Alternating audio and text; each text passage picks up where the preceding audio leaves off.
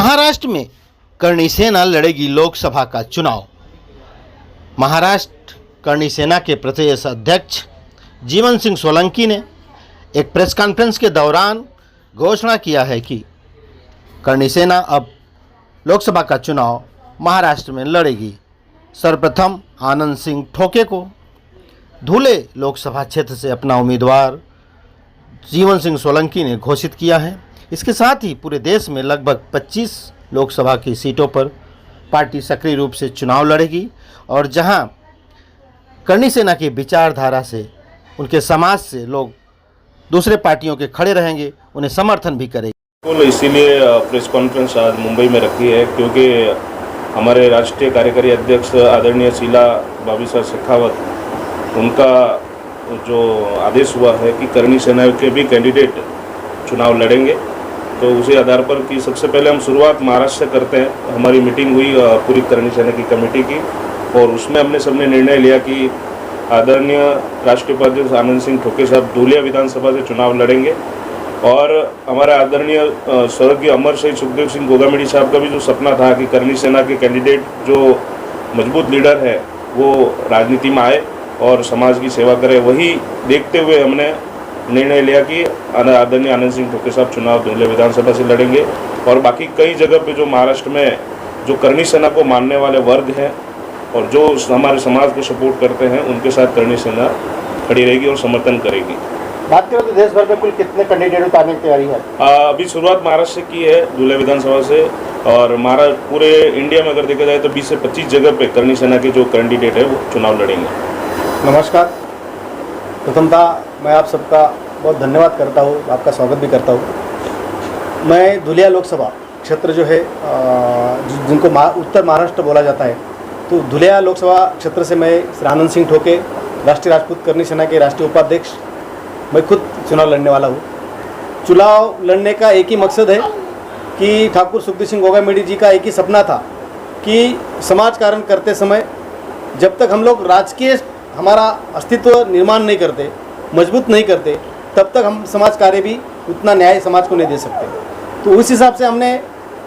तय किया और श्री राष्ट्रीय राजपूत करणी सेना के माध्यम से हम लोग ये चुनाव लड़ रहे हैं। क्या वजह रही कि करणी सेना को चुनाव मैदान में अब उतरना? क्या कुछ इस वजह पे आपकी चर्चा पहले भी हुई थी? सुखदेव सिंह दादा का जब हम कार्य देखते थे, सुखदेव दादा साहब जब कार्य करते थे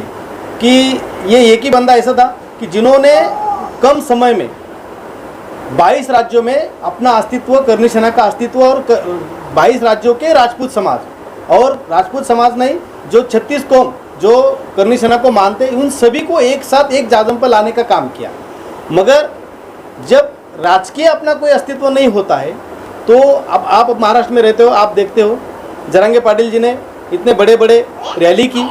जरंगे पाटिल जी ने पूरा समाज को एक साथ लिया, मगर राजकीय कुछ भी अस्तित्व न होने के कारण आज उनकी क्या कंडीशन है आप समझ सकते हो। मगर फिर भी आज समाज उनके पीछे है, मगर राजकारण में उनका कोई भी अस्तित्व आज नहीं दिख रहा है। तो वही कंडीशन करणी सेना की ना होवे, ये देख के सुखदेव दादा का सपना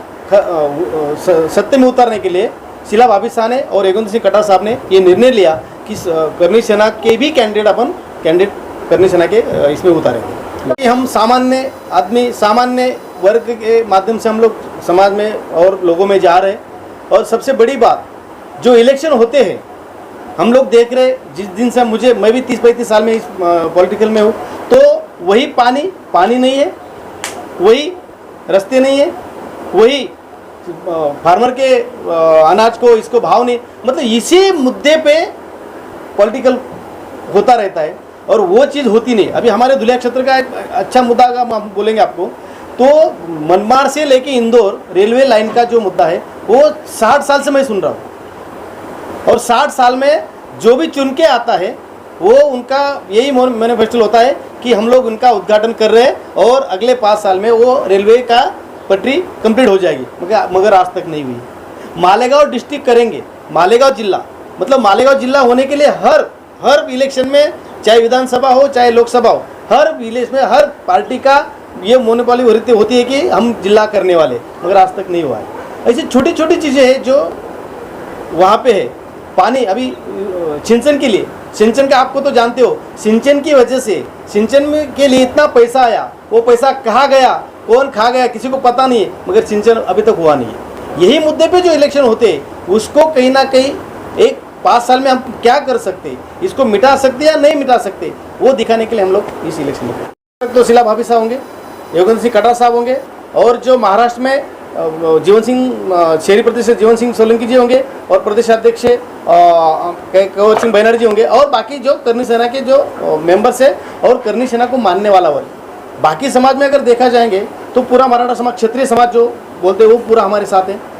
चाहे हमारे आदिवासी सब समाज हो, चाहे हमारे जय भीम समाज हो, ये सारे के सारे मेरे पीछे आज भी है। और वो सब लोग बोल रहे कि आप आगे रहो, हम लोग आपके पीछे हैं। ना कोई भी मतलब कोई स्वार्थ नहीं है, मेरे पास कुछ नहीं है, मगर फिर भी लोग बोलते हैं कि आप फॉर्म भरने के दिन सिर्फ हमें बोलो,